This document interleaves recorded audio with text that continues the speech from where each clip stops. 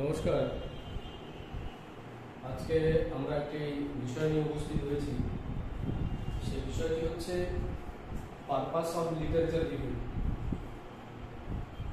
Literature review বা review of related literature, এটি আমাদেরকে মনে রাখতে হবে যে যে কোনো গবেষণাকে যদি সিগনিফাই করতে হয় বা তার ভ্যালুকে এনশিওর করতে হয়, কন্ট্রিবিউশনকে এনশিওর করতে হয়, তাহলে যেটি অত্যন্ত আবশ্যক সেটা হচ্ছে রিসার্চ কাজ শুরু করার পূর্বে বা রিসার্চের কাজটি চলাকালীন, অর্থাৎ before starting the research and continuing cumulative process of research. অর্থাৎ দুটো ক্ষেত্রে যখন রিসার্চ চলছে, টোটাল কাজ চলছে, সেই সময়ে রিভিউর প্রয়োজনীয়তা থাকতে পারে না রয়েছে। পাশাপাশি যে কোনো রিসার্চ শুরু করার পূর্বে, যে কোনো রিসার্চের কাজ শুরু করার পূর্বে সেই বিষয় সম্পর্কে রিভিউ করার প্রয়োজনীয়তা রয়েছে। লিটারেচার রিভিউ কি করে? বেসিক্যালি লিটারেচার রিভিউ একটি রিসার্চকে দুটো গুরুত্বপূর্ণ উপহার দেয় বা দুটি গুরুত্বপূর্ণ কন্ট্রিবিউশন লিটারেচার রিভিউ রয়েছে যে কোনো রিসার্চের ক্ষেত্রে। প্রথমত হচ্ছে কোনো একটি রিসার্চের যে ফাউন্ডেশন বা বেস বা ফান্ডামেন্টাল যে কনসিডারেশন, সেই ফান্ডামেন্টাল কনসিডারেশনের জায়গাটা বা ফাউন্ডেশনের জায়গাটা, বেসের জায়গাটা কে কংক্রিটাইজ করার জন্য, সেটাকে সিগনিফাই করার জন্য, সেটাকে গুরুত্বপূর্ণ করার ক্ষেত্রে লিটারেচার রিভিউয়ের একটা গুরুত্ব রয়েছে। পাশাপাশি যখন কোনো একজন গবেষক বা রিসার্চার তার যে রিসার্চ কাজটিকে শেষ করছেন বা কমপ্লিট করছেন, এই রিসার্চার যখন রিসার্চের কাজটিকে কমপ্লিট করার পরে তিনি যে রিসার্চের যে ফাইন্ডিংস বা আউটকাম তিনি পাচ্ছেন, সেই রিসার্চের ফাইন্ডিংস বা আউটকাম গুলোকে অ্যাকসেপ্টেবল করার জন্য কিংবা ইউনিভার্সালি এস্টাবলিশ করার জন্য কিংবা লজিক্যালি প্রুভ করার জন্য যে নর্মস বা প্যারামিটার বা ইন্ডেক্সের প্রয়োজনীয়তা রয়েছে, সেই সমস্ত স্পেসিফিক নর্মস বা প্যারামিটার বা ইন্ডেক্স পাওয়ার ক্ষেত্রে মূলত রিসার্চারকে কিন্তু রিভিউর উপর নির্ভর করতে হয়।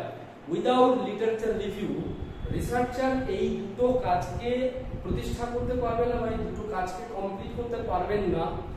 যদি এই দুটো কাজ ঠিকঠাকভাবে কমপ্লিট না হয় বা এই দুটি কাজকে সম্পাদন করা না যায়, তাহলে সেক্ষেত্রে আমাদেরকে মনে রাখতে হবে যে সেই পার্টিকুলার রিসার্চ প্রসেসটা গুরুত্ব ততটা নেই বা সেই কাজটির গ্রহণযোগ্যতা ততটা নেই, তার কন্ট্রিবিউশন ততটা নেই।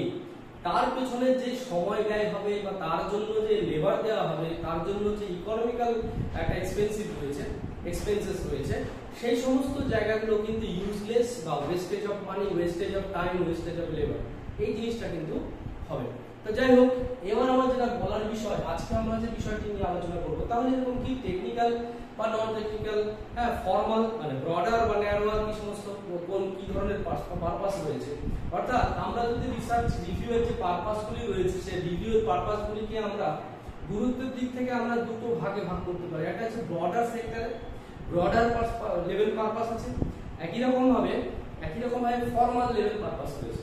তাহলে আমরা পারপাস অফ রিসার্চ লিটারেচার রিভিউকে আমরা দুটো ভাগে ভাগ করতে পারি। একটা হচ্ছে ব্রডার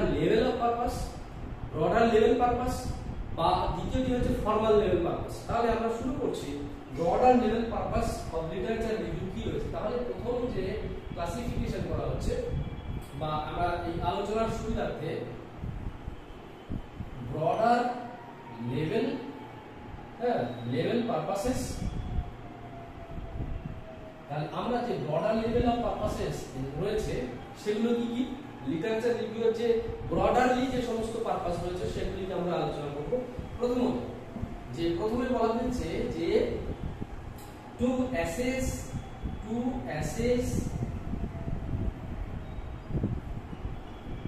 এখানে একটা কথা ব্যবহার করা হয়েছে, অলমোস্ট শব্দটিকে ব্যবহার করেছে, কারণ সবকিছুকে অ্যাসেস করা সম্ভব হয় না, সেজন্য অলমোস্ট কথাটা বলা হয়েছে। By approx almost all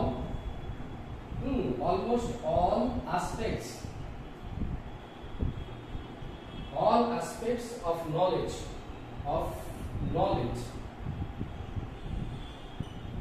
all aspects of knowledge regarding the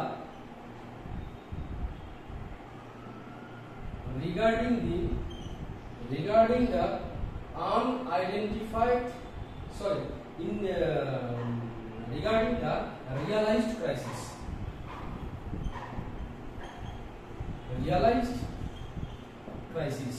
এখানে একটি শব্দ ব্যবহার করা হয়েছে রিয়ালাইজড ক্রাইসিস, অর্থাৎ যে ক্রাইসিসের পরিপ্রেক্ষিতে গবেষক মনে করছেন যে তিনি স্টাডিটাকে কন্টিনিউ করবেন বা স্টাডিটাকে কন্ডাক্ট করবেন, সেই ক্রাইসিস থেকে বেরিয়ে আসার জন্য বা সেই প্রবলেমটিকে সলভ করার জন্য তিনি তো স্টাডি করতে শুরু করেছেন। তাহলে সেই যে রিয়ালাইজড যে ক্রাইসিস, সেই রিয়ালাইজড ক্রাইসিস রিলেটেড যত নলেজ রয়েছে, প্রায় almost all knowledge, all information, all data regarding or related to the realized crisis, হ্যাঁ, এই ডেটাগুলোকে অ্যাসেস করা মানে সেগুলি সম্পর্কে ইনফরমেশনগুলোকে গ্যাদার করা, সেই ইনফরমেশনগুলোকে কালেক্ট করা বা অ্যাসেস করা, collection of almost all related information on related experiences, related concepts regarding the realized crisis, to overcome this crisis. হ্যাঁ, এটা হচ্ছে মূলত একটা গুরুত্বপূর্ণ বিচার্য বিষয়, এটি কিন্তু একটা গুরুত্বপূর্ণ উদ্দেশ্য। তাহলে প্রথম গুরুত্বপূর্ণ উদ্দেশ্য প্রায় সমস্ত তথ্যগুলোকে পরিমাপ করা বা সেই তথ্যগুলোকে সংগ্রহ করা, যেগুলো প্রিভিয়াসলি অলরেডি ডান, যেগুলো এক্সিস্ট করছে before solving the realized crisis, অর্থাৎ কোন রিয়ালাইজড ক্রাইসিসকে সলভ করার পূর্বে সেই রিয়ালাইজড ক্রাইসিসকে সলভ করার পূর্বে ক্রাইসিসটাকে কিভাবে সলভ করা যেতে পারে বা ক্রাইসিসটাকে ভালো করে বোঝার ক্ষেত্রে, ক্রাইসিসটাকে ভালো করে অ্যানালাইসিস করার ক্ষেত্রে তার পার্সপেক্টিভ বা প্ল্যাটফর্ম বা প্যাটার্ন বা তার যে প্যারাডাইম বা ডোমেইন বা ডাইমেনশন ইত্যাদিগুলোকে যদি ঠিকঠাকভাবে বা যথার্থভাবে অনুধাবন করার জন্য আন্ডারস্ট্যান্ড করার জন্য প্রায় সমস্ত ইনফরমেশন বা সমস্ত তথ্যের গুরুত্ব রয়েছে। এই সমস্ত তথ্যগুলোকে সেগুলির গুরুত্ব যাচাই করার মাধ্যমে, সেগুলির significant level of significance measure করার মাধ্যমে, তার ভ্যালু জাজ করার মাধ্যমে, তার লজিক্যাল স্ট্যান্ড পয়েন্ট জানা পড়ে, হ্যাঁ, সেগুলোর সাথে রিয়ালাইজড ক্রাইসিসের কি কানেক্টিভিটি রয়েছে সেগুলোকে বিচার বিবেচনা করার মাধ্যমে একজন রিসার্চার বা একজন ইনভেস্টিগেটর সে রিয়ালাইজড ক্রাইসিসটিকে ওভারকাম করার চেষ্টা করবেন। তো এই করার ক্ষেত্রে যে মুখ্য যে কাজটি হচ্ছে সেই collection of almost all related information, এটা কিন্তু আমাদেরকে মনে রাখতে হবে। এটা একটি গুরুত্বপূর্ণ বৃহত্তর একটি উদ্দেশ্য হিসেবে এখানে বিচার করা হয়, যে রিভিউ অফ লিটারেচারের যে উদ্দেশ্যগুলি রয়েছে তার মধ্যে থেকে একটি গুরুত্বপূর্ণ। দ্বিতীয় যে বিষয়টি রয়েছে two frame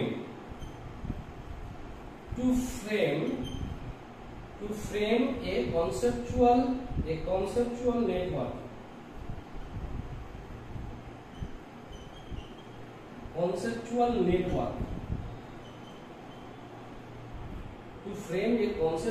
network, regarding the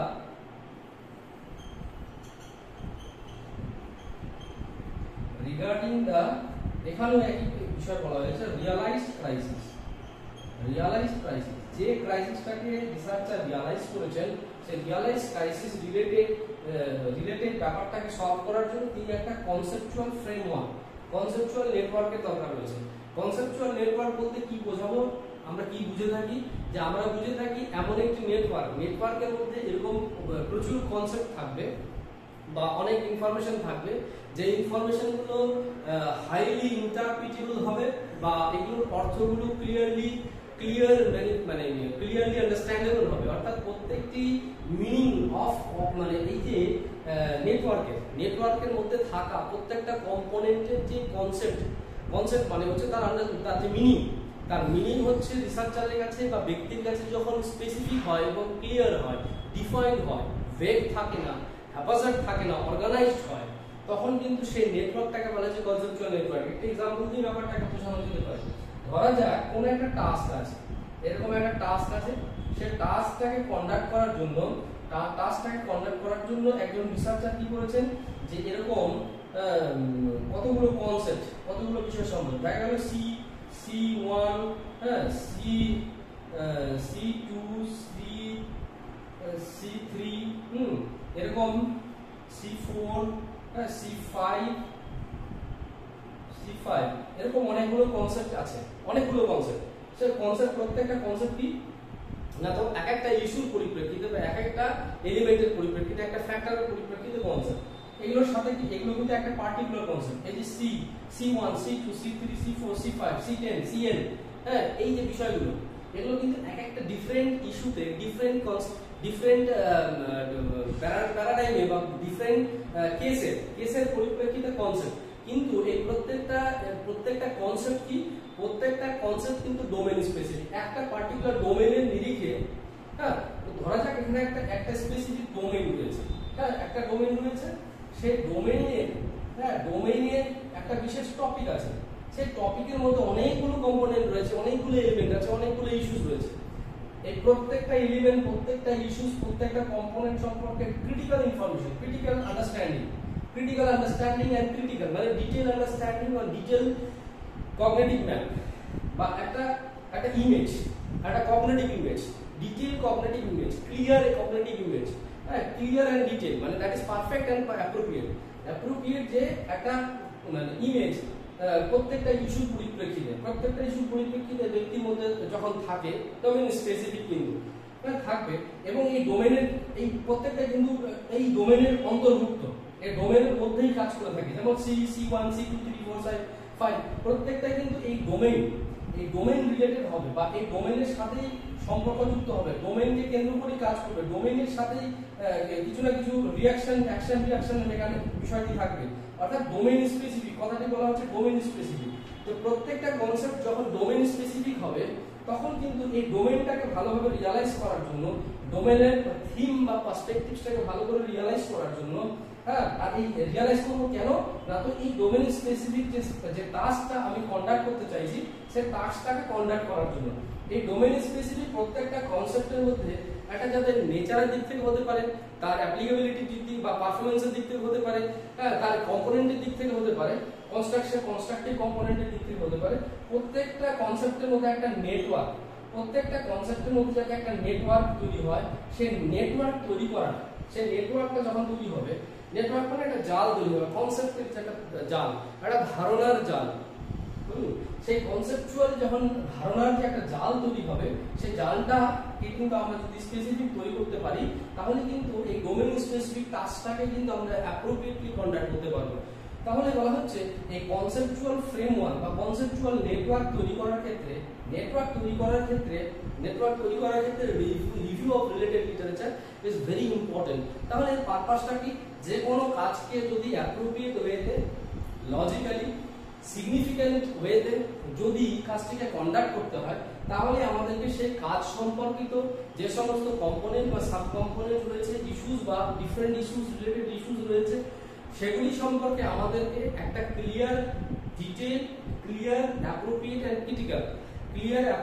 critical কি থাকতে হবে, আমার একটা কনসেপ্ট থাকতে হবে, এবং সেই প্রত্যেকটা কম্পোনেন্ট বা প্রত্যেকটা ইস্যুর যে পরিপ্রেক্ষিতে গড়ে ওঠা কনসেপ্ট, প্রত্যেকটা কনসেপ্টের মধ্যে ইন্টারকানেক্টেডনেস বা তার মধ্যে একটা যে নেটওয়ার্কিং বা একটা ধারণা ভিত্তিক ইন্দ্রজাল, ধারণা ভিত্তিক জাল, কনসেপ্ট রিলেটেড একটা জাল, হ্যাঁ, একটা নেটওয়ার্ক।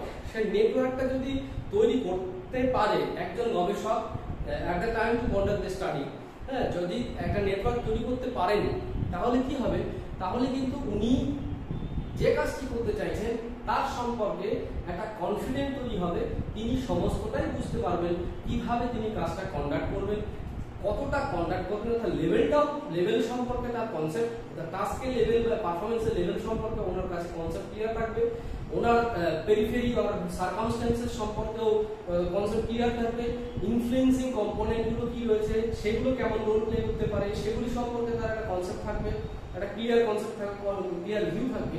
এর পরিপ্রেক্ষিতে তিনি টোটাল এক্সপেরিমেন্টাল সিচুয়েশনস বা রিসার্চের যে সিচুয়েশনসটা রয়েছে, সেটাকে তিনি হাইলি কন্ট্রোল করে নন ডিজায়ারেবল এফেক্টগুলোকে রিডিউস করে, কোভেরিয়েন্সের এফেক্টগুলোকে রিডিউস করে, সেগুলোকে যাতে অ্যাপ্রোপ্রিয়েট ওয়েতে তিনি কাজ করতে পারেন, তার জন্য কিন্তু কনসেপচুয়াল ফ্রেমওয়ার্কের ডেভেলপমেন্টটা অত্যন্ত আবশ্যক।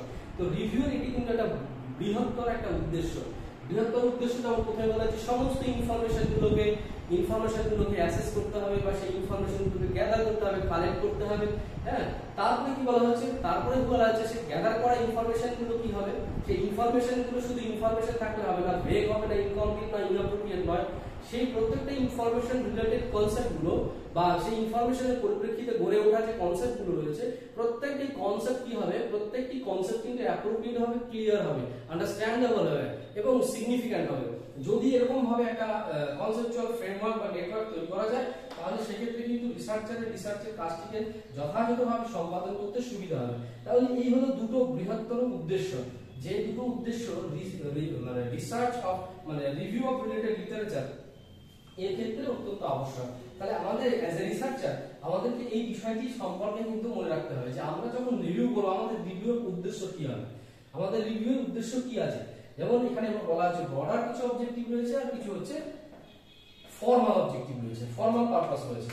তাহলে 3 নম্বর যে পারপাসটি আমরা আলোচনা করব, সেই 3 নম্বর পারপাসটি হচ্ছে এরকম লেখা আছে, বলা আছে to locate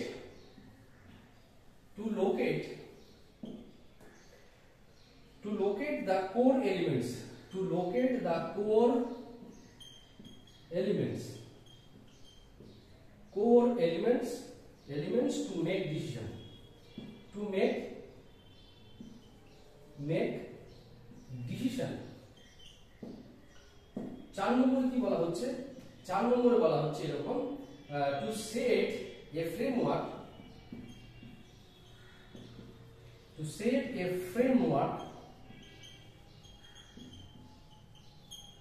set a framework to overcome the problem,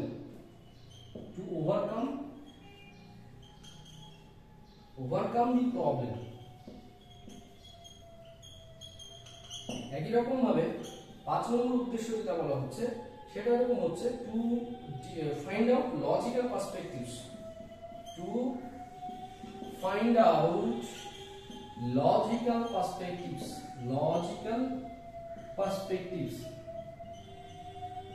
logical perspectives। 6 number উদ্দেশ্য কি আছে, ব্রডার অবজেক্টিভ কি রয়েছে, 6 নম্বর ব্রডার অবজেক্টিভ আছে to define the crisis,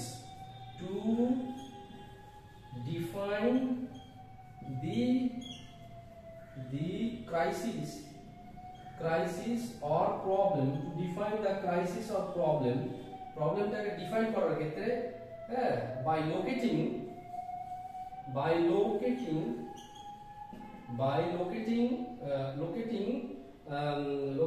domain variable dimension, domain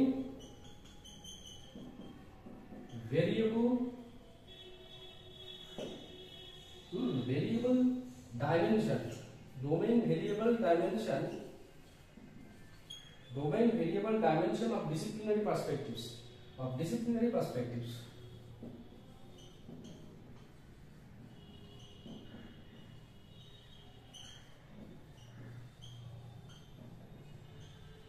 যাই হোক এই হলো 6টা ব্রডার অবজেক্টিভ। তাহলে 6টা ব্রডার অবজেক্টিভের মধ্যে দুটো আমরা আলোচনা করেছি, বাকি 4টি সম্পর্কে আলোচনা করছি। প্রথমে কি বলা হচ্ছে, 3 নম্বর বলা হচ্ছে to locate the core elements of to make decision. এখানে কিন্তু অবজেক্টিভ হচ্ছে ডিসিশন নেওয়া, এবং ডিসিশন নেওয়ার জন্য কিন্তু কোর এলিমেন্টস গুলোকে লোকেট করতে হবে, অ্যাজ এ রিসার্চার আমি যখন রিসার্চ করব, আমি যখন স্টাডি করার সময় আমাকে কিন্তু সবসময় মাথায় রাখতে হবে যে আমার কাজের সাথে সম্পর্কযুক্ত এবং অধিক গুরুত্বপূর্ণ, অধিক প্রভাব বিস্তারকারী, অধিক ভ্যালুয়েবল, আপার লেভেল বা হাই লেভেল ভ্যালু আছে এই ধরনের কম্পোনেন্ট যেমন গুরুত্বপূর্ণ রোল প্লে করতে পারে বা প্রভাবিত করতে পারে, পাশাপাশি মডারেট লেভেল এবং লোয়ার লেভেল বিভিন্ন কম্পোনেন্টের কিন্তু ভূমিকা থাকতে পারে। তো এখানে বলা হচ্ছে সেটা হচ্ছে রিসার্চার সবসময় চাইবেন হাই লেভেল এবং মডারেট লেভেল বা above average level, higher level or above average লেভেলে যে সমস্ত কম্পোনেন্টগুলো মানে ইনফ্লুয়েন্স আছে বা কন্ট্রিবিউশন আছে বা ভ্যালু আছে, এই ধরনের কম্পোনেন্টগুলো সম্পর্কে ভালোভাবে একটা কনসেপচুয়াল নেটওয়ার্ক তৈরি করবেন। তবে এই প্রসঙ্গে মনে রাখা দরকার যে এরকম ভাবার কিছু নেই যে লোয়ার লেভেলের যে সমস্ত কম্পোনেন্টগুলো রয়েছে সেগুলো তিনি স্টাডি করবেন না, সেগুলোর যদি মিনিমাম এফেক্ট থাকে, নেগলিজিবল এফেক্ট থাকে, ইনসিগনিফিক্যান্ট এফেক্ট থাকে, ইনসিগনিফিক্যান্ট ইনফ্লুয়েন্স থাকে, তাহলে সেগুলোকে তিনি রিজেক্ট করতে পারেন বা সেগুলোকে অ্যাভয়েড করতে পারেন, নালিফাই করবেন, নেগলেক্ট করতে পারেন। কিন্তু মাথায় রাখতে হবে যে এক্ষেত্রে কিন্তু ওই ডিসিশনটা নিতে হবে যে কোনটা অ্যাপ্রোপ্রিয়েট, কোনটা হাইলি সিগনিফিক্যান্ট, হ্যাঁ কোনটা হাইলি সিগনিফিক্যান্ট। সেই সমস্ত সিগনিফিক্যান্ট যে কম্পোনেন্ট গুলো আছে, কোর কম্পোনেন্ট গুলো রয়েছে, সেই কোর কম্পোনেন্ট গুলোকে লোকেট করতে হবে। সেগুলোকে লোকেট না করলে তাহলে কিন্তু কাজটাকে ঠিকঠাকভাবে করা যাবে না। তাহলে কোর কম্পোনেন্টস গুলোকে লোকেট করার ক্ষেত্রে রিভিউয়ের একটা গুরুত্বপূর্ণ ভূমিকা রয়েছে। অর্থাৎ থ্রু রিভিউয়ের মাধ্যমে কিন্তু এই কোর কম্পোনেন্ট গুলোকে যথার্থভাবে লোকেট করা যায়। আচ্ছা, এই যে কোর কম্পোনেন্ট গুলোকে যদি যথার্থভাবে লোকেট করা যায় তাহলে কি লাভ আছে, কি বেনিফিট আছে, আর এগুলো কেন আমরা লোকেট করব? মনে রাখতে হবে যে কোনো স্টাডিতে স্পেসিফিক মুভের দরকার হয়, অর্থাৎ স্পেসিফিক অ্যাকশনের দরকার, অর্থাৎ স্পেসিফিক টাস্কের জন্য স্পেসিফিক অ্যাকশন, বা স্পেসিফিক ডিফাইন্ড কনসেপ্টের জন্য বা ডিফাইন্ড ইস্যুর জন্য ডিফাইন্ড পারফরম্যান্স, ডিফাইন্ড ইস্যুর জন্য ডিফাইন্ড পারফরম্যান্স, ডিফাইন্ড প্রবলেমের জন্য ডিফাইন্ড পারফরম্যান্স, এরকম বিষয়টি রয়েছে। তো যাই হোক, এই যে একটা বিচার্য বিষয়, তাহলে এই যে ডিফাইন্ড যে ইস্যুস রয়েছে, ডিফাইন্ড যে পার্সপেক্টিভস রয়েছে, সেই ডিফাইন্ড ইস্যুস বা ডিফাইন্ড পার্সপেক্টিভস গুলোকে প্রপারলি রিয়ালাইজ করার জন্য, সেগুলোকে প্রপারলি আন্ডারস্ট্যান্ড করার জন্য, সেগুলোকে প্রপারলি অ্যানালাইজ করার জন্য, এবং সবথেকে বড় জিনিস হচ্ছে সেই প্রত্যেকটা পারফর্ম করার জন্য আমাদের কিসের দরকার হয়? পারফর্মের জন্য আমাদের যেটা দরকার হয় সেটার জন্য স্পেসিফিক অ্যাপ্রোপ্রিয়েট পারফেক্ট ডিসিশন। হ্যাঁ, এই অ্যাপ্রোপ্রিয়েট স্পেসিফিক পারফেক্ট ডিসিশন ছাড়া আমাদের পারফরম্যান্স কিন্তু পারফেক্ট হবে না। তাহলে ডিসিশন যদি নিতে হয় তাহলে কি করতে হবে? আমাকে সবার আগে যেটা দরকার সেটা হচ্ছে কোর এলিমেন্ট গুলোকে লোকেট করতে হবে। আর সেই কোর এলিমেন্ট গুলো লোকেট করতে সাহায্য করবে কে? রিভিউ। থ্রু রিভিউর মাধ্যমে কোর এলিমেন্ট গুলো রিসার্চার লোকেট করতে পারবেন, এবং সেই লোকেট করা কোর এলিমেন্ট গুলোর পরিপ্রেক্ষিতে সেগুলোকে ভালো করে অ্যানালাইসিস করার পরে লেভেল অফ সিগনিফিকেন্স দেখে নিয়ে, লেভেল অফ সিগনিফিকেন্স এখানে লজিক্যালি দেখা যেতে পারে, এগুলো এখানে কি বলবে সায়েন্টিফিক্যালি দেখা যেতে পারে। এইভাবে দেখার মাধ্যমে সেগুলোকে ঠিক করা এবং সেগুলি সম্পর্কে নিজের কাজের সাথে অ্যাসিমিলেট করে নিয়ে নিজের কাজে সেগুলোর কি রোল আছে, নিজের কাজে সেগুলোর কিভাবে অ্যাপ্লাই করা যেতে পারে সেই সম্পর্কে একটা ডিসিশন নেওয়া। এই কাজটি করার ক্ষেত্রে এই বিশেষ উদ্দেশ্যটি আমরা দেখতে পাই। চতুর্থ যে উদ্দেশ্যটির কথা আমরা বলবো, যে লিটারেচার রিভিউ যে পারপাস, সেখানে বলা হচ্ছে to set a framework to overcome the problem. এখানে মনে রাখতে হবে যে ফ্রেমওয়ার্ক কথাটির অর্থ কি।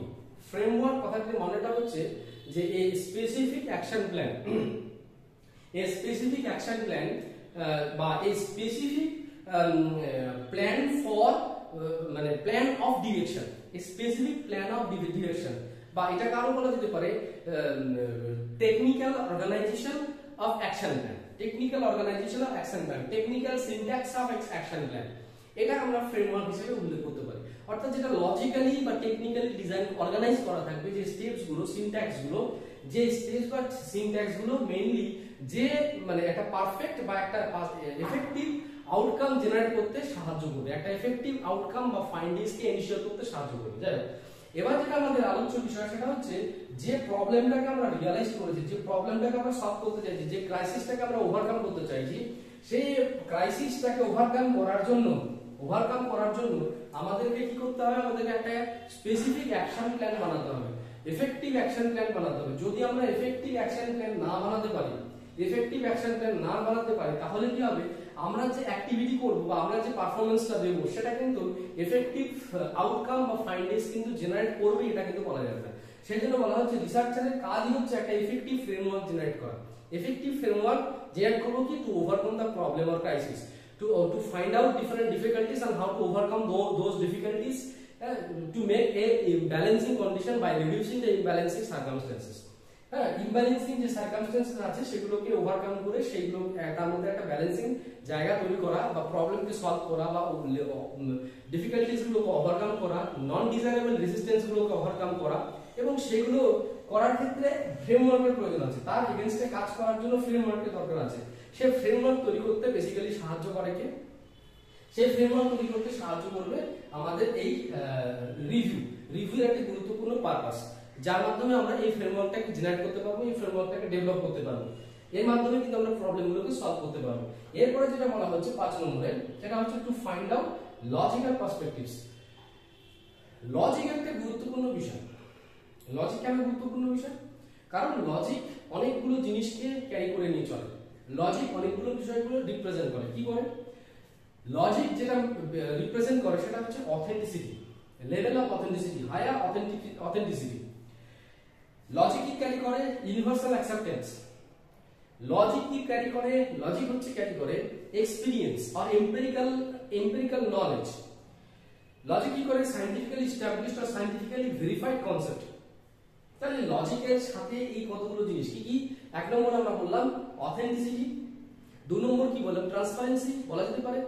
Transparency, authenticity, universal acceptance.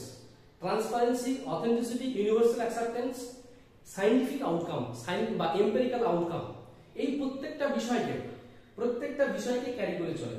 তাহলে বলা হচ্ছে, তাহলে এই লজিক্যাল কোনো বিষয় অর্থাৎ কোনো একটা কাজকে যদি আমি লজিক্যালি এস্টাবলিশ করতে যাই, বা আমরা কোনো একটা বিষয়ের পরিপ্রেক্ষিতে লজিককে নিয়ে লজিক্যাল অ্যানালাইসিস যদি করতে যাই, তাহলে আমাদেরকে এই জায়গাগুলোকে হাইলাইট করতে হবে, বা এই জায়গাগুলোকে আমাদেরকে বের করতে হবে। তো এখানে বলা হচ্ছে final logical perspectives. Logical perspectives কার বের করব? আমি যে প্রবলেমটা রিয়ালাইজ করেছি, আমি যে প্রবলেমটাকে ডিফাইন করেছি, আমি যে ক্রাইসিসটাকে ডিফাইন করেছি, যে ক্রাইসিসটাকে আমরা সলভ করতে চাইছি, যে ক্রাইসিসটাকে ওভারকাম করতে চাইছি, সেই ক্রাইসিসটাকে ওভারকাম করার জন্য আমাকে কিন্তু সেই রিলেটেড জায়গাটাকে অর্থাৎ সেই ক্রাইসিসটাকে ওভারকাম করার জন্য আমাকে যদি সেটাকে লজিক্যালি সলভ করতে হয়, প্রবলেমটাকে লজিক্যালি সলভ করতে হয়, তাহলে আমাকে কি করতে হবে?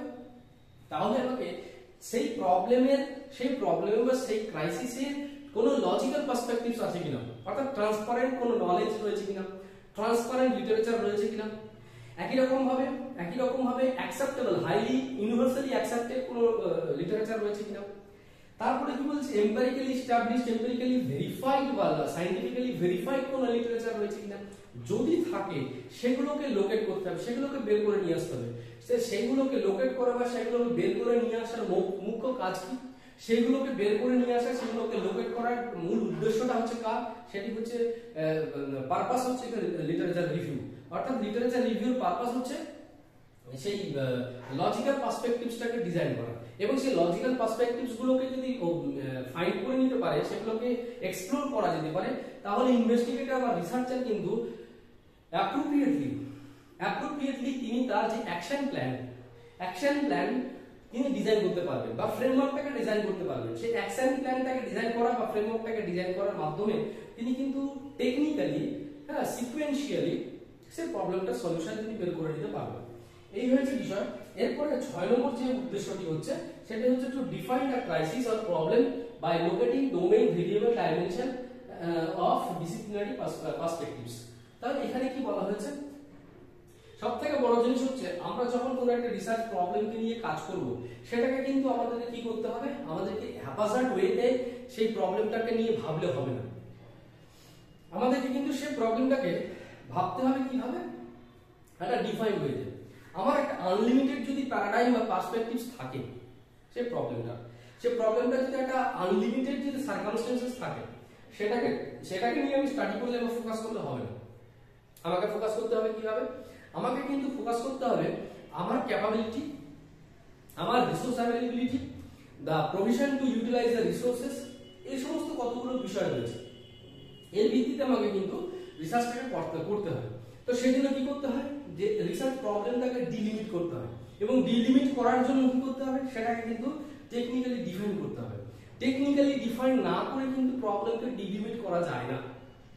যদি প্রবলেমকে ডিলিমিট করা না যায়, তাহলে সেক্ষেত্রে সেই প্রবলেমটা ভেগ হতে পারে, কনফিডেন্ট লেস হতে পারে, রিসার্চাররা সেক্ষেত্রে কিন্তু কনফিডেন্ট নাও থাকতে পারে। তাহলে রিসার্চারের কনফিডেন্ট যাতে তৈরি হয়, কনফিডেন্ট তৈরি করার জন্য সেগুলো প্রবলেমটাকে প্রপারলি ডিফাইন করতে হয়। আর সেই প্রপারলি ডিফাইন করার জন্য যে রিপ্রেজেন্টেটিভ ইনফরমেশন বা এম্পিরিক্যাল ইনফরমেশন বা নলেজের প্রয়োজনীয়তা বা প্রাসঙ্গিকতা রয়েছে, সেগুলোকে কিন্তু লোকেট করতে হয়। তো লোকেট করতে সাহায্য কি করবে? লোকেট করার ক্ষেত্রে মুখ্য বা প্রধান যে ভূমিকা পালন করে থাকে বা যে প্রক্রিয়াটি বিশেষভাবে সাহায্য করতে পারে বা করে থাকে, সেটা হচ্ছে literature review. Through literature review কিন্তু সেই প্রবলেম রিলেটেড কোর কনসেপ্টগুলো বা কোর অ্যাসপেক্টগুলোকে আইডেন্টিফাই করে ডিফাইন করা যায়, বা সেই প্রবলেমগুলোকে ডিলিমিট করা যায়। as per the resource availability, as per the capability of the researcher, এর পরিপ্রেক্ষিতে কিন্তু আমাদের প্রবলেমটাকে ডিফাইন করতে হবে। এটা হচ্ছে আরেকটা গুরুত্বপূর্ণ broader level purpose of literature review. এরপরে আমরা দেখে নেব, এরপরে আরেকটি রয়েছে 7 নম্বর গেল, 6 নম্বর হলো আরেকটি এরকম ব্রডার লেভেল পারপাস রয়েছে, যেটি লিটারেচার রিভিউর সাথে লিটারেচার রিভিউর একটি গুরুত্বপূর্ণ দিক। আমাদের কিন্তু এই বিষয়গুলি অত্যন্ত তাৎপর্যপূর্ণভাবে রিয়ালাইজ করতে হবে, ফিল করতে হবে এবং সেগুলোকে যথার্থভাবে প্রয়োগ করতে হবে। যদি আমরা রিয়ালাইজ করতে পারি বা ফিল করতে পারি বা প্রয়োগ করতে পারি, তাহলে সেক্ষেত্রে কিন্তু সেগুলি অনেক বেশি গুরুত্বপূর্ণ ফল ক্রিয়েট করতে পারে। তো যাই হোক, এই হলো বিষয়। এরপরে যেটা আছে 7 নম্বর যে অবজেক্ট পারপাসটি, ব্রডার পারপাসটা রয়েছে, to design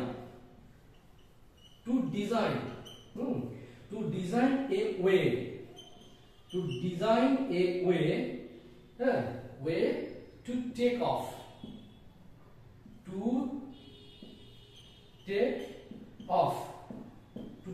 off the difficulties, যে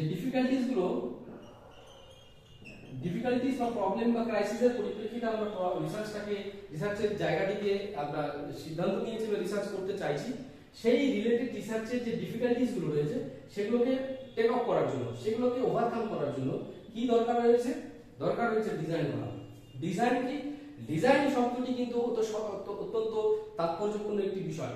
সেখানে কি বলা হচ্ছে, design should logically or empirically specify the all each and every related activities of a research, একটা রিসার্চের, এবং that activities or action plan should be proper।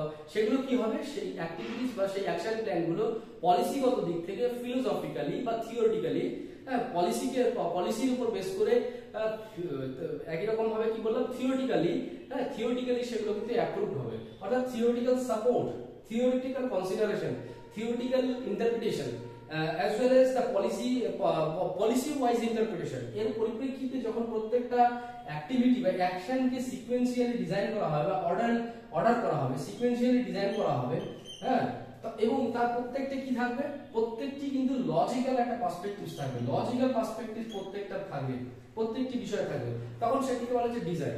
এই ডিজাইনে কি হয়, রিসার্চের শুরু থেকে শেষ পর্যন্ত প্রত্যেকটি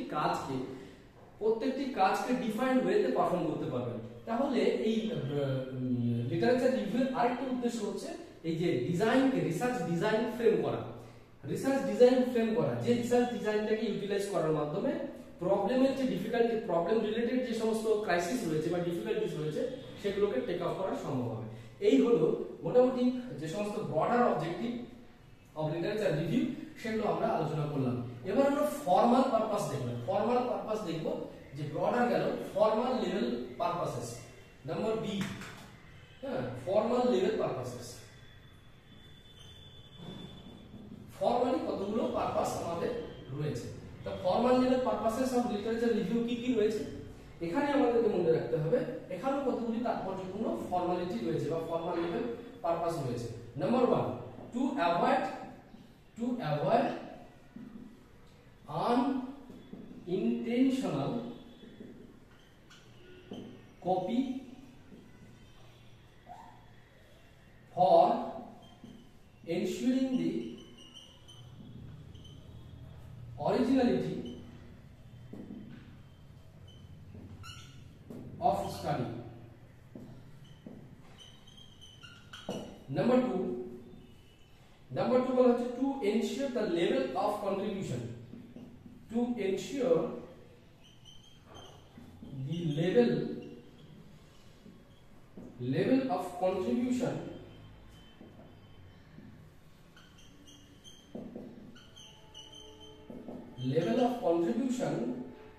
contribution by making key values,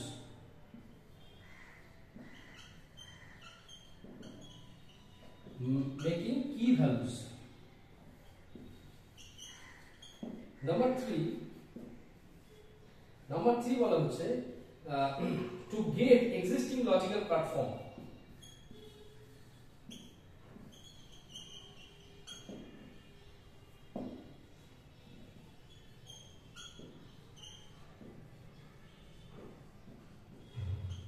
logical platform for verification of the result.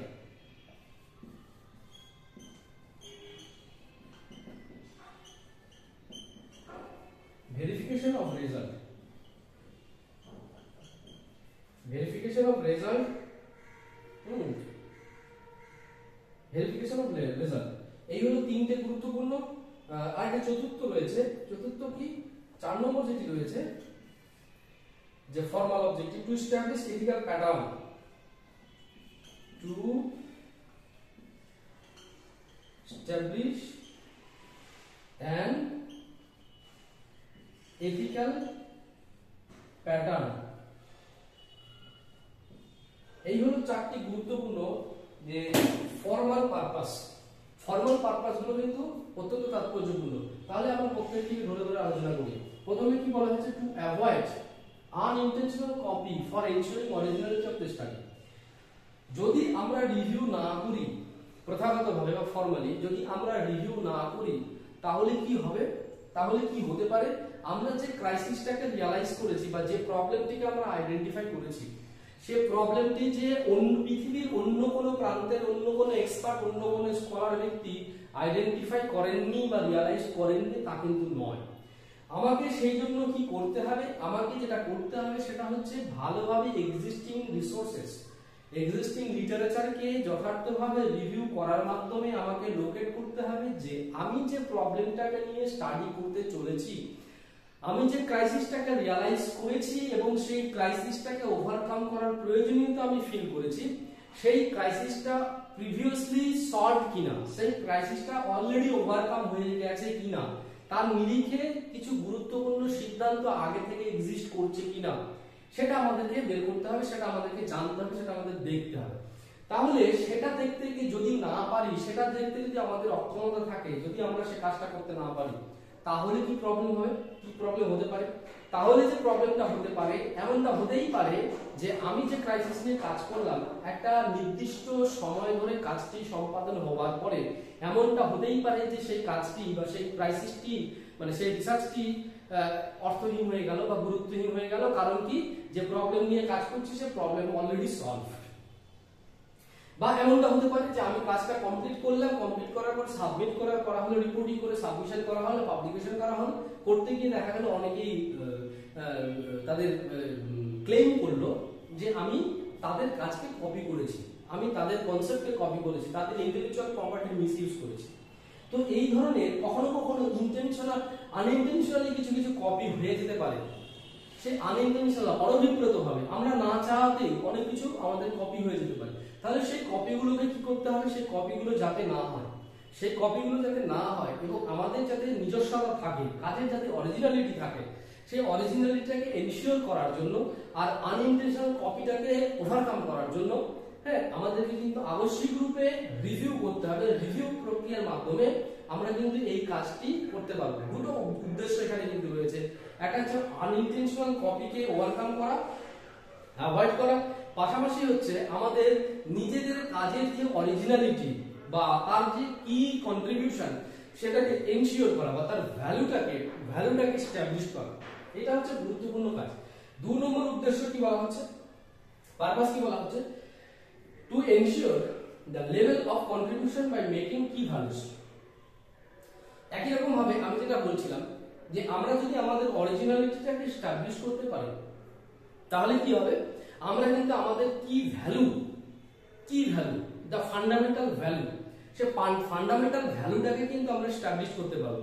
Fundamental ভ্যালুটাকে আমরা কিন্তু ক্রিয়েট করতে পারবো, সেটাকে কিন্তু আমরা স্টোর করতে পারবো। তাহলে এই যে ফান্ডামেন্টাল যে ভ্যালু আছে সেই ভ্যালুটাকে এনশিওর করার জন্য মানে এই যে ভ্যালু আমরা কিসের ভিত্তিতে আমরা মেজার করি? মূলত হচ্ছে কোন একটা জিনিসের ভ্যালু আছে মানে হচ্ছে সেটি হচ্ছে কোন না কোনো ভাবে কিছু না কিছু ইম্পর্টেন্স মানে কিছু না কিছু নিডকে ফুলফিল করে, নিডকে মিট করে, অর্থাৎ কোনো না কোনো প্রয়োজনীয়তাকে পূরণ করে, কোনো না কোনো ক্ষেত্রে সিদ্ধান্ত নেওয়ার ক্ষেত্রে কাজে লাগে।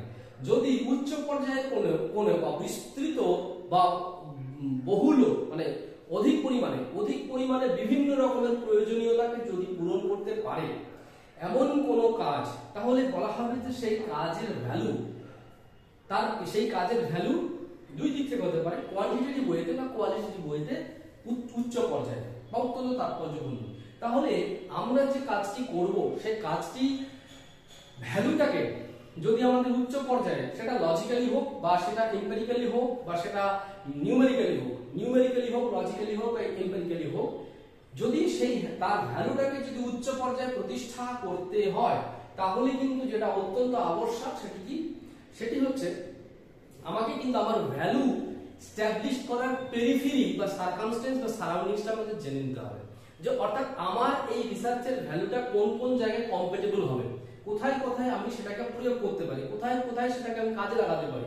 তাহলে সেই কোথায় কোথায় কাজে লাগাতে পারি, কোথায় কোথায় প্রয়োগ করতে পারি, সেটা সম্পর্কে ধারণা গঠন করার জন্য, সেটা সম্পর্কে একটা স্পেসিফিক কনসেপ্ট তৈরি করার জন্য আমাদের কিন্তু রিভিউ তৈরি করতে হবে। যে আমার জানতে হবে যে আমার রিসার্চের প্রয়োগযোগ্যতা, অ্যাপ্লিকেবিলিটি বা এরিয়া অফ অ্যাপ্লিকেশন কোথায় আছে, কোথায় কোথায় আমি প্রয়োগ করতে পারবো, কি কি ভাবে প্রয়োগ করতে পারবো, কেন প্রয়োগ করতে পারবো, এই কেন প্রয়োগ করতে পারবো, কোথায় প্রয়োগ করতে পারবো, কেন প্রয়োগ করতে পারবো, কিভাবে প্রয়োগ করতে পারবো, এই সমস্ত প্রশ্নগুলোর যথার্থ উত্তর আমাকে অ্যাজ এ ইনভেস্টিগেটর বা রিসার্চার আমার কাছে থাকা প্রয়োজন। যদি আমার কাছে সেই সমস্ত প্রশ্নের উত্তর আমার কাছে বর্তমান থাকে তাহলে কিন্তু আমি আমার রিসার্চের কাজের বা ফাইন্ডিংসের যে কন্ট্রিবিউশন, সেই কন্ট্রিবিউশনটাকে এস্টাবলিশ করতে পারবো বা সেই কাজের গুরুত্বটাকে আমি প্রতিষ্ঠা করতে পারবো। তার জন্য আমাকে কি করতে হবে, আমার সেই জায়গাগুলো জানার জন্য আমাকে কিন্তু লিটারেচার রিভিউ করতে হবে। লিটারেচার রিভিউ করার মাধ্যমে কিন্তু আমি সেটাকে এনশিওর করতে পারবো the level of his contribution by making the key values. আমি কোথায় কোথায় কি ভ্যালু ক্রিয়েট করতে পারি, সে কি ভ্যালু ক্রিয়েট করার মাধ্যমে আমার কন্ট্রিবিউশন, আমার কাজের কন্ট্রিবিউশন কি হতে পারে সেটাকে এনশিওর করার জন্য বা হায়ার লেভেল কন্ট্রিবিউশনটাকে এস্টাবলিশ করার জন্য প্র্যাকটিক্যালি এই রিসার্চ লিটারেচার রিভিউর গুরুত্ব রয়েছে। 3 নম্বর যে উদ্দেশ্যটির কথা আমরা, পারপাসের কথা কি আমরা আলোচনা করব, to get existing logical platform. Already আমরা আলোচনা করেছি যে একটা লজিক্যাল প্ল্যাটফর্ম আমাদেরকে কিন্তু পেতে হবে, সেটা আমরা ব্রডার অবজেক্টিভও আলোচনা করেছি। লজিক্যাল প্ল্যাটফর্ম বলতে সাধারণভাবে বলেছি যে একটা universal acceptability, transparency, originality, quality, এই সমস্ত বিষয়গুলো, অর্থাৎ যে প্ল্যাটফর্ম বা যে রিসার্চটি বা যে প্রবলেমটা আমি সলভ করতে চাইছি, যে ক্রাইসিসটাকে আমি ওভারকাম করতে চাইছি, সেই ক্রাইসিসের নিরিখে যে এক্সিস্টিং যে কনসেপ্ট, এক্সিস্টিং লিটারেচার, সেই এক্সিস্টিং লিটারেচারের মধ্যে লজিক্যাল প্ল্যাটফর্ম কি রয়েছে, কতটা ট্রান্সপারেন্সি রয়েছে, কতটা অরিজিনালিটি রয়েছে, কতটা কি বলবো ইউনিভার্সাল অ্যাকসেপ্টেন্স রয়েছে, সেটা কতটা এম্পিরিক্যালি বা সায়েন্টিফিক্যালি অ্যাপ্রুভড, সায়েন্টিফিক্যালি অ্যাকসেপ্টেড, সেই জায়গাটাকে বের করার জন্য, সেই জায়গাটিকে জাস্টিফাই করার জন্য, সেই জায়গাটিকে লোকেট করার জন্য, ফ্রেম করার জন্য অ্যাজ এ নর্ম আমাদেরকে রিভিউর উপর নির্ভর করতে হবে, লিটারেচার রিভিউর উপর নির্ভর করতে হবে। সেটা হচ্ছে গুরুত্বপূর্ণ উদ্দেশ্য। এরপরে পারপাস, এরপরে যে পারপাসটি সবার শেষে আমরা আলোচনা করেছি যে একটা ethical pattern established. Ethical pattern establish করা কেন, আমাদেরকে মনে রাখতে হবে যে বিভিন্ন ভাবে রিসার্চের এথিক্স বা এথিক্যাল জায়গা বা মরালিটির যে পার্সপেক্টিভ বা পেরিফেরি, সেগুলো কিন্তু ডাইভার্টেড বর্তমানে হচ্ছে। তো এই যে জায়গাটা, অর্থাৎ যে এথিক্যাল ডাইমেনশন, এথিক্যাল প্যারাডাইম, হ্যাঁ, the moral perspective of research or researcher, moral perspectives of research and researcher বর্তমানে কিন্তু র্যাপিডলি বিভিন্ন জায়গায়, হ্যাঁ, বিভিন্ন জায়গায় কি হচ্ছে সেটা কিন্তু শিফট করে যাচ্ছে। কোনোভাবে দেখা যাচ্ছে যে কোন একটা স্টাডিতে রিসার্চার কি করছেন, তার যে ডেটার প্রয়োজনীয়তা রয়েছে, দেখা গেল কাজের মধ্য দিয়ে সে ডেটাটা পাননি, তিনি নিজের থেকে অটোমেটিক্যালি ইমাজিনারি কিছু ডেটা জেনারেট করলেন, করে নিয়ে মূল জায়গাটাকে মেকআপ করলেন, ঠিক আছে। তাহলে এটাও কিন্তু কি হলো, রিসার্চের কিন্তু এথিক্যাল জায়গাটাকে নষ্ট করলো। কেন নষ্ট করলো? কারণ সেই রিসার্চার যখন তার রিসার্চের ফাইন্ডিংস বা রেজাল্ট সবার সামনে তুলে ধরবেন বা উপস্থাপন করবেন, তার ভিত্তিতে কিন্তু সমাজ বা সমাজের অন্তর্ভুক্ত ব্যক্তিরা তার ভিত্তিতে কিন্তু সিদ্ধান্ত নেবেন বা সিদ্ধান্ত নিতে পারেন বা বিভিন্ন রকমের অ্যাকশন প্ল্যান ডিজাইন করতে পারেন। তাহলে এখানে বলা হচ্ছে তিনি যদি তার কল্পনাপ্রসূত কিছু কনসেপ্ট বা কিছু ইনফরমেশন বা ডেটা মেকআপের মাধ্যমে, হ্যাঁ, যদি মেকআপের মাধ্যমে এই ধরনের আউটকাম বা ফাইন্ডিংস সোসাইটির সামনে তুলে ধরেন, তাহলে সেটা কিন্তু সমাজকে বিভ্রান্ত করা হবে, সমাজের যে অ্যাকসেপ্টেবিলিটি রয়েছে, সমাজের যে ভ্যালু সিস্টেম রয়েছে, সেটা কি হবে, নষ্ট করা হবে। এবং এতে গবেষণার একটা কিন্তু বৃহত্তর ক্ষতি হয়। তো যাই হোক, এইটিকে টেকনিক্যালি কি বলা হচ্ছে? Fabrication of study. একই রকম কি রয়েছে? একই রকম রয়েছে প্লাগিয়ারিজম। প্লাগিয়ারিজম কি আছে? প্লাগিয়ারিজম দেখা যাচ্ছে কিছু কিছু রিসার্চার কি করছেন? তিনি কি করছেন যে অন্য কোনো প্রিভিয়াস রিসার্চারের থ্রু রিভিউর মাধ্যমে কি করছেন? প্রিভিয়াস রিসার্চারের কনসেপ্টকে তিনি মিসইউজ করছেন, তিনি তার বলে চালিয়ে দিচ্ছেন। এতে কি হচ্ছে? একটা কিন্তু এথিক্যাল যে ইকোসিস্টেম, রিসার্চের যে এথিক্যাল ইকোসিস্টেম, সেটা কিন্তু নষ্ট হচ্ছে। এই বিষয়গুলি কিন্তু তাৎপর্যপূর্ণ বিষয়। তাহলে যাতে এই বিষয়গুলির উপর কিন্তু এথিক্যাল প্যাটার্নটা কিন্তু নির্ভর করে রয়েছে। অর্থাৎ যদি রিসার্চার ফেব্রিকেশনে, ফলসিফিকেশনে বা প্লাগিয়ারিজমের উপর গুরুত্ব দেন, তাহলে কিন্তু রিসার্চের যে গ্রহণযোগ্যতা, সেই রিসার্চের গ্রহণযোগ্যতা কিন্তু নষ্ট হয়। যেমন ফলসিফিকেশনে কি বলা হচ্ছে?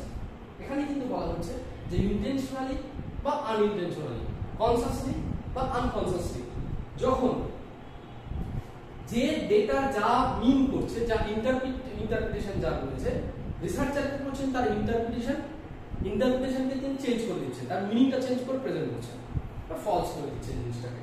তাহলে এই যে এর ফলে কি হচ্ছে? রিসার্চের ইকোসিস্টেম কিন্তু সম্পূর্ণভাবে নষ্ট হচ্ছে। এখানে কিন্তু এথিক্যাল প্যাটার্নটা নষ্ট হচ্ছে। তো সেজন্য বলা হচ্ছে থ্রু রিভিউয়ের মাধ্যমে রিসার্চার অনেস্টলি, বায়াস ফ্রি হয়ে, বায়াসলি না হয়ে ইম্পার্শিয়ালি, অনেস্টলি তিনি তার যাতে কাজটি করতে পারেন, সেই জন্য তার কনফিডেন্স বিল্ড করা খুব প্রয়োজন। অনেক সময় দেখা যায় রিসার্চারের যে কনফিডেন্স লেভেল, সেটা লুজ থাকার জন্য কিন্তু অনেক সময় তারা কি করে, বা তাদের মানে ক্যাপাবিলিটি কম থাকার জন্য তারা কি করে, তারা কিন্তু ভুল পথ বা মানে কি বলবো, যে কথাটি বলা হচ্ছে ডেফিসিয়েন্সি নিডস মেকআপ। অর্থাৎ কোনো কাজে তার যদি এবিলিটির দিক থেকে বা ক্যাপাবিলিটির দিক থেকে ডেফিসিয়েন্সি থাকে, সেই ডেফিসিয়েন্সির জন্য তারা কিন্তু মেকআপের পথ ধরে। তার জন্য কিন্তু ভুল পন্থা অবলম্বন করতে হবে। প্লাগিয়ারিজমের প্রসেসে যেতে পারে, ফলসিফিকেশনের প্রসেসে যেতে পারে, ফেব্রিকেশনের প্রসেসে যেতে পারে। ঠিক আছে? এতে কি হবে? এতে কিন্তু এথিক্যাল যে প্যাটার্ন, সেটা কিন্তু নষ্ট হবে। তাহলে এই এথিক্যাল প্যাটার্ন যাতে নষ্ট না হয়, তার জন্য কি করতে হবে? তাদের মধ্যে কনফিডেন্স লেভেলকে বিল্ড করা খুব প্রয়োজন। আর সেই কনফিডেন্স লেভেলটাকে বিল্ড করার জন্য অত্যন্ত আবশ্যক যে প্রক্রিয়াটি গবেষণার জন্য প্রয়োজন, সেই প্রক্রিয়াটি হচ্ছে রিসার্চ রিভিউ বা review of related literature. Through review of related literature, comprehensive review of related literature, a researcher will be able to build the confidence level, a higher level confidence, উচ্চ পর্যায়ের কনফিডেন্স কিন্তু build করতে পারবেন, যেটি রিসার্চের যে effective ethical ecosystem, সেটা প্রতিষ্ঠা করার জন্য অত্যন্ত অপরিহার্য বা আবশ্যক। আপনাদের কাছে আমার এটাই বিনীত আবেদন যে আপনারা যদি কোনো রকম ভাবে প্রত্যক্ষ বা পরোক্ষভাবে গবেষণা কাজের সাথে যুক্ত থাকেন এবং আপনাদের গবেষণালব্ধ কনসেপ্টগুলোকে সোসাইটির সামনে তুলে ধরতে চান, সমাজের বিভিন্ন প্রবলেমগুলো, ক্রাইসিসগুলোকে ওভারকাম করার ক্ষেত্রে আপনি কন্ট্রিবিউশন রাখতে চান, সেক্ষেত্রে কিন্তু আপনারা যাতে আপনাদের নিজেদের কনফিডেন্স লেভেলটা বিল্ড হয়, অ্যাপ্রোপ্রিয়েটলি বিল্ড হয়, এফেক্টিভলি বিল্ড হয়, তার জন্য কিন্তু এই রিভিউ এর উপর ফোকাস করাটা খুবই দরকার। আপনারা সেই জায়গাটা অবশ্যই মানবেন, সেগুলোকে টেকনিক্যালি মেজার করবেন, সেগুলো কি করে কাজ করা যায় সেগুলি সম্পর্কে আমরা পরবর্তীতে আলোচনা করব।